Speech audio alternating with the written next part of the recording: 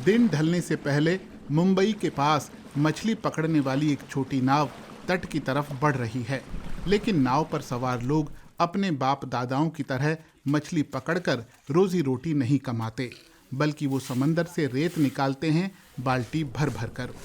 इन्हीं में से एक हैं जयराम टंडेल। वो 12 मीटर की गहराई तक गोता लगा सकते हैं। 20 साल पहले जब उन्होंने काम शुरू किया तो वो सिर्फ बाल्टी ऊपर खींचा करते थे, लेकिन फिर उन्होंने गोताखोरी शुरू कर दी। पानी में 5-5 घंटे वो घुसे रहते हैं, एक के बाद एक गोता।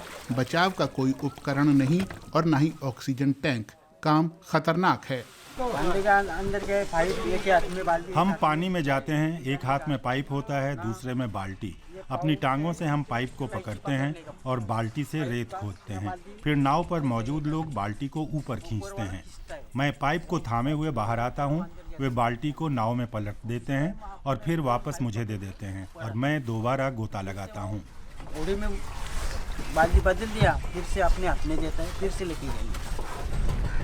इस तटीय इलाके में दशकों से निर्माण के काम के लिए समंदर से रेत निकाली जाती रही है। समस्या ये है कि ये सब अब बड़े पैमाने पर होने लगा है। एक्टिविस्ट सुमेरा अब्दुल्लाली के मुताबिक हजारों लोग रेत खनन से रोजी रोटी कमाते हैं। वो 10 साल से अवैध रेत खनन के खिलाफ अभियान चला रही हैं। पर्यावरण पर इसका काफी बुरा असर पड़ा। जाहिर है समुदाय पर भी इसका असर है, हालांकि लोगों को ये महसूस नहीं होता। ये रेत खनन उनके खेतों, उनकी रोजी रोटी और मछली पकड़ने के काम को बर्बाद कर रहा है। उन्हें अब कम मछलियां मिलती हैं। वो माध्यम खिसक रहा है जो नदी, नालों या तट को एक साथ बांधे रखता है। जमीन की भी हानि हो रही है। इस बीच निर्माण उद्योग में रेत की मांग बढ़ती जा रही है। 1990 से मुंबई की आबादी बढ़कर 2 गुना यानी करीब 2 करोड़ से ज्यादा हो गई है। 10 साल में आबादी 50 लाख और बढ़ जाएगी।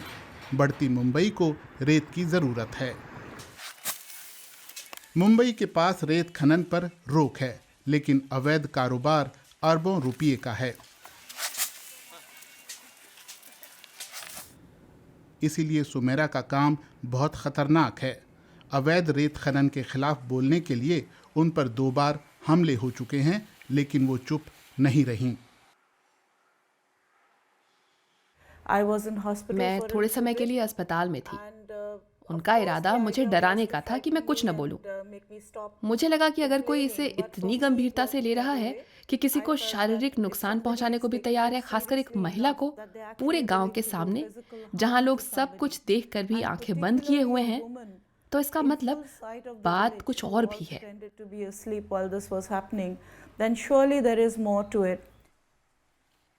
अपने फाउंडेशन आवाज के जरिए सुमेरा ने संयुक्त राष्ट्र में गैर कानूनी रेत खनन को लेकर आवाज उठाई। संयुक्त राष्ट्र की पर्यावरण एजेंसी ने पानी के बाद रेत को दुनिया का सबसे ज्यादा दोहन वाला संसाधन घोषित किया है। हर साल 50 अरब टन रेत इस्तेमाल होता है। दूसरे शब्दों में इस संसाधन पर सरकारी नियंत्रण की जरूरत है। नदी, डेल्टा और तट रेत खनन की वजह से बर्बाद हो रहे हैं।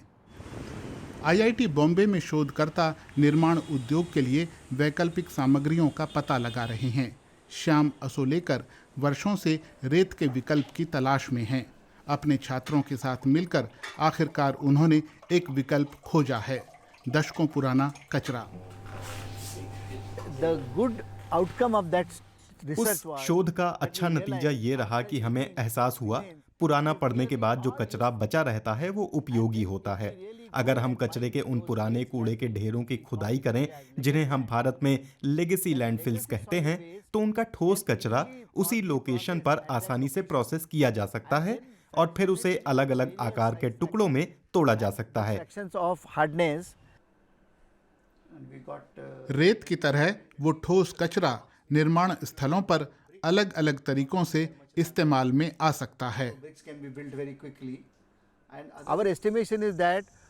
हमारा अनुमान है कि जितना ठोस कचरा किसी जगह से निकलता है उसमें 5 से 10% सामग्री ही लैंडफिल में जाने लायक होती है। 90 से 95% सामग्री रिसाइकल की जा सकती है। इनका इस्तेमाल दूसरी निर्माण सामग्रियों या निर्माण उद्योग के इस्तेमाल में आने वाले दूसरे विकल्पों के तौर पर किया जा सकता है। निर्माण में रेत की जगह कचरे के इस्तेमाल में अभी समय लगेगा। रेत के गोताखोरों को अपना काम छोड़ने के लिए राजी करना भी आसान नहीं। एक गोताखोर को दिन में इस काम के 1000 रुपये मिलते हैं। बाल्टी खींचने वाले को 400 रुपये। हजारों परिवारों की यही कमाई है। रातों रात इसे रोकना नामुमकिन है। बहुत सारी मुश्किलें खड़ी हो जाएंगी। देश की ज़रूरतें पूरी नहीं हो पाएंगी, ग्रोथ नहीं हो पाएगी। अगर ये काम रातों रात हुआ तो वैकल्पिक आजीविका मुहैया कराने में भी समस्या होगी। भारत अगले 25 साल में बुनियादी विकास की परियोजनाओं में $1.4 ट्रिलियन का निवेश करना चाहता है। मतलब रेत की मांग और बढ़ेगी और इसके दुष्परिणाम समुद्री इकोसिस्टम को झेलने होंगे।